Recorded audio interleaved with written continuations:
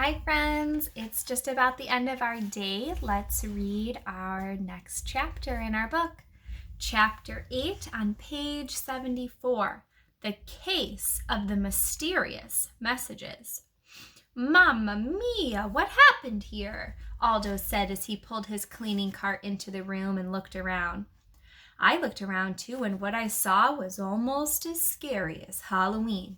The room was a mess. On the floor were scraps of paper, yarn, buttons, beads, markers, and crayons. On top of the tables were scissors and overturned glue bottles, and there was glitter glistening on the floor like snow. Eek, eek, eek, I squeaked. Boing, boing, boing, Og twanged. Aldo leaned on his broom and shook his head. I can tell Mrs. Brisbane wasn't here today. She never leaves her room messy at the end of the day. That's for sure, I agreed.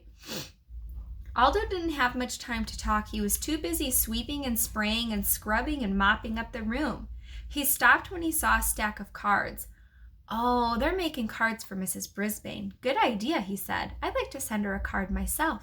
Me too, I squeaked. Boing, boing, Og agreed. After the room was in order and the art supplies neatly stacked on Mrs. Brisbane's desk, Aldo took out his lunch and pulled up a chair close to Og's tank and my cage. When he finished eating, he went over to Mrs. Brisbane's desk and took a piece of paper and wrote something on it. He folded it in half, then he wrote on a smaller piece of paper and stuck it on top of the folded paper. Now the substitute will include my card with the others, Aldo said.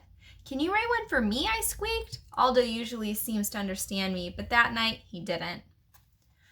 Well, I've got to run, he said. I'll be late getting home tonight, and I have to study for a test. Then he looked around the room, but at least the room is clean. Yes, Aldo, you did a great job, I told him. I meant it too. Aldo is very, very, very good at his job. Thanks, Humphrey, Aldo said. He wheeled his cart out of the room and turned off the light. Luckily, a big full moon was making the room nice and bright. It had been a difficult day, but I was feeling brighter myself. Og, I think I'll check out those cards, I said, after Aldo's car left the parking lot, and maybe I'll get some more clues about what's happened to Mrs. Brisbane. Boing, boing, Og said. I'm not sure if he thought my idea was good or if he was just excited about his froggy food sticks. I took my usual path to get to Mrs. Brisbane's desk, and I had no trouble. I made it, Og, I told my friend who was splashing around in his tank. I looked up, up, up. The stack of cards was about 6 hamsters high. There was a bright yellow card with sparkles near the bottom. It was sticking out a bit from the rest of the pile, so I decided to grab it and pull. That was a big mistake because as the card came out of the stack, the whole pile tumbled down around on me. Luckily, paper doesn't weigh too much. I wasn't hurt, just surprised. Still, I now had a chance to look at all the cards and possibly gather more clues about Mrs. Brisbane's disappearance. The yellow card with sparkles was from Rosie. The front had hearts and bright buttons. Inside said, Mrs. Brisbane, I miss you the most. Come back. I'll pop a wheelie for you. Love, Rosie. The last part was in a big red heart. I'm not sure Mrs. Brisbane would be so happy to see Rosie pop a wheelie for her. That's a trick she can do with her wheelchair, but Mrs. Brisbane made her promise not to do it at school anymore. I guess Rosie just meant she'd be happy to see our teacher back in the classroom. Then I looked at a blue card. It was from Small Paul. On the front was a drawing of a rocket. Inside it said, I hope you'll be launched back into room 26 soon. I miss you. Paul F. Eek, I squeaked. Had Mrs. Brisbane been launched into outer space? Next, I looked at one that was bright pink. It had lots of fancy writing on the outside and the inside. Dear Mrs. B, when you come back to room 26, I promise to help you all the time. You don't have to worry about anything. I'll be here for you now and forever. If you need something, please call on me. Your true friend for all time, Holly. Thomas's card was covered with red, white, and blue yarn. It read, You are the best teacher in the universe, Thomas.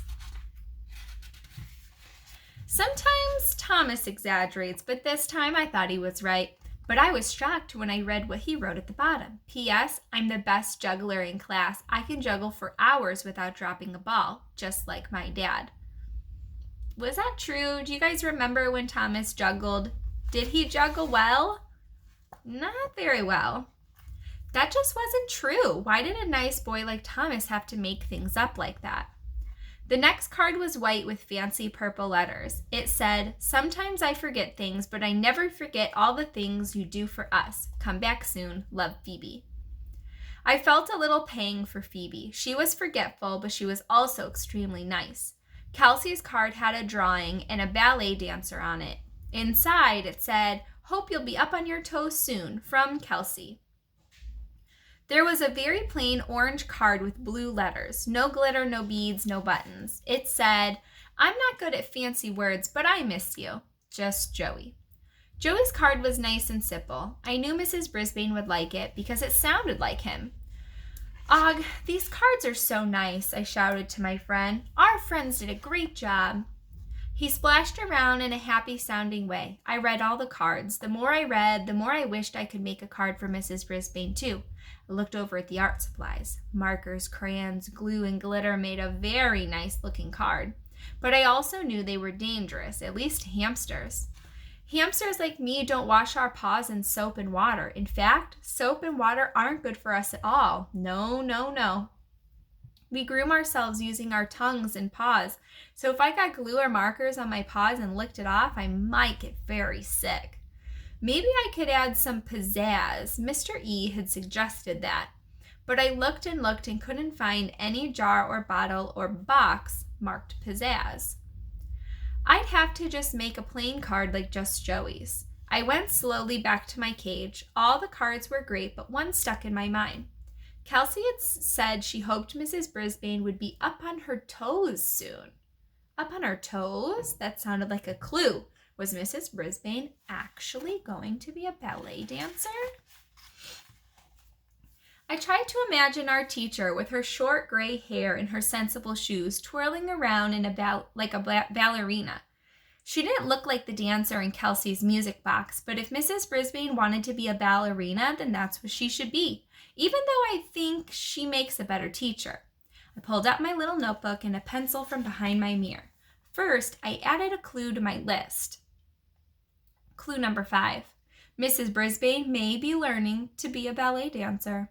I wasn't sure about that, so I added a couple of question marks. A question mark is a little curly line with a dot on the bottom, and that tells us that you're not sure of something or you're asking a question.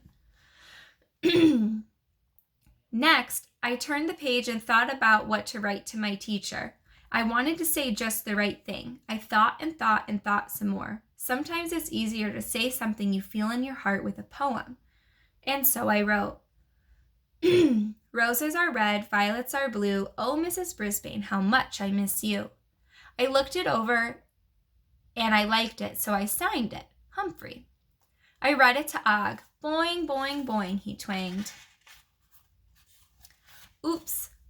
Sorry, Og," I replied. Then I added Og, too.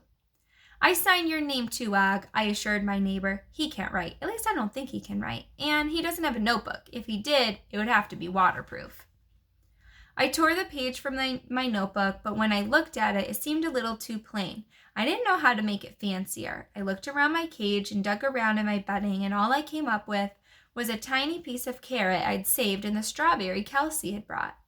It was the juiciest strawberry I'd ever seen. "Og, I have a great idea," I squeaked. I rubbed my paws all over the strawberry to get them nice and juicy. Then I made little red paw prints around the edge. It looked very nice, if I do say so myself. And when I was finished, I licked the red juice off my paws. Yummy. Of course, then I had to take the card over to the desk. I picked up the paper with my teeth, jiggled the lock that doesn't lock, and opened the door to my cage. Og splashed gently in his tank as I passed by. "Oh," I said. Of course, as soon as I opened my mouth, the paper dropped to the table. "This is the last page of Chapter 8. "Sorry, Og," I said. "I wish you could add your mark, too." "Boing," Og answered, splashing. "Or maybe you can. I'm leaving the card here," I explained. "Then I'll go behind my cage, splash some water, and then I'll come back for the card." I left the paper near his tank, scurried away, and squeaked, "Now!" Og splashed and splashed some more. "Not too much," I said. "You can stop now." I waited until Og stopped splashing and raced back to the paper. There were several little watermarks on the paper now. I hoped Mrs. Brisbane would know that Og had made them. I picked up the paper with my teeth again and made a second trip of the night down the table leg and back to the desk. The stack of cards was now a mound of cards. There was no way a small hamster could stack them all up again, so I just pushed my card into the pile. Then I made the long trek back to my cage and closed the door behind me. Morning light streamed in through the window and I was worn out. "Good night, Og," I said as I crawled into my sleeping hut. Good morning? I guess he was tired too because he didn't answer, not even one boing. Or if he did answer, I couldn't hear him because I was sound asleep. Humphrey's Detectionary. Finding clues can make you unsqueakably tired. All right, my friends, that is the end of Chapter 8. We'll pick up on Chapter 9 tomorrow on page 84. I hope you have a great rest of your day. I'll see you tomorrow. Bye.